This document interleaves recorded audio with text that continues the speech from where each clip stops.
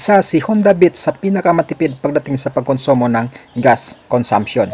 Nag-a-average lang naman ito ng 60 km per liter. So napakatipid ng motor na to. At nung nakaraang buwan mga idol, gumawa tayo ng video about dito sa Honda Beat 110 version 3 kung kailan ba ito lalapag. At ito yung good news ngayon, kamakailan lang mga idol, nag-post na yung Honda Philippines na ilalabas na nila itong Honda Beat 110 version 3 dito sa Pilipinas. At ito ang kanilang pasilip mga idol. At ang sinabi, get ready for a new look coming soon. So ito na nga, lalabas na talaga itong si Honda Beat 110 Fi dito sa Pilipinas na version 3.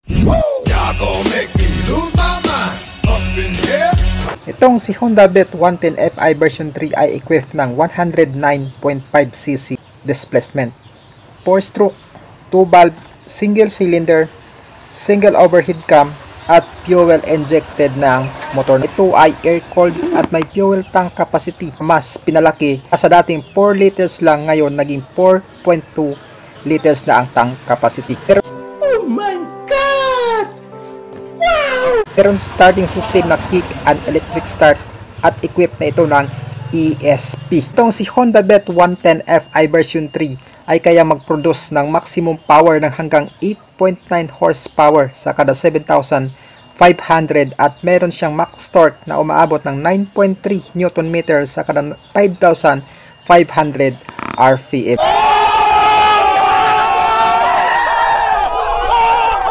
At meron itong bore and stroke na 47 by 63.1 mm at may compression ratio na 10.0:1. Tama kayo.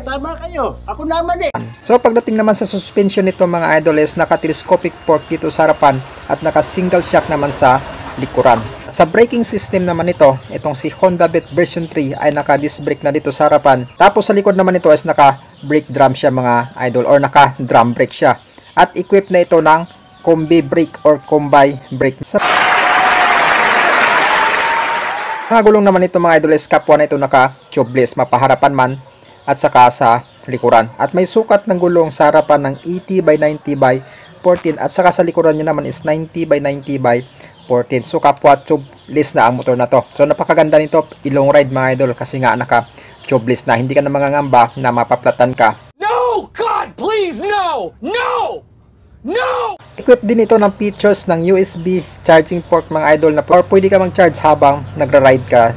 At meron siyang added features na side stand, engine ops. Naka-side stand ang motor na to is hindi siya aandar.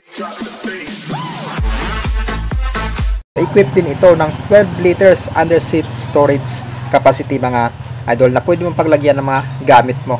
Equipped din ito ng LED headlight na mas pinaliwan lalong-lalo sa gabi. Sigurado mga idol na pagkaguluhan ito ng mga tao dito sa Pilipinas, lalong-lalo na sa mga Honda Beat users. Sigurado tatangkilikin ito ng karamihan. Sa ngayon mga idol, wala pa siyang exact price na nilagay si Honda kung magkano nga talaga ang cash price nito, installment saka down payment. Pero sigurado yan mga idol na hindi siya lalayo sa old version ng Honda Beat 110 Fi. Kayo mga idol, ano masasabi nyo sa motor na to, itong si Honda Beat Fi 110 na version 3? O lalapag na ba talaga ito sa Pilipinas mga idol ngayong buwan na to? So paki-comment na lang sa comment section para mabasa natin yung mga comment nyo mga Ludikoy. At kung nagustuhan mo yung video natin, baka naman pwede pa iwan ng like, at syempre i-share mo na din yung video natin bilang suporta mo sa YouTube channel. Like it, follow mo na din ako sa FB page ng mga idol. So this is Bukidnon Vlog TV. Ride safe at ingat palagi.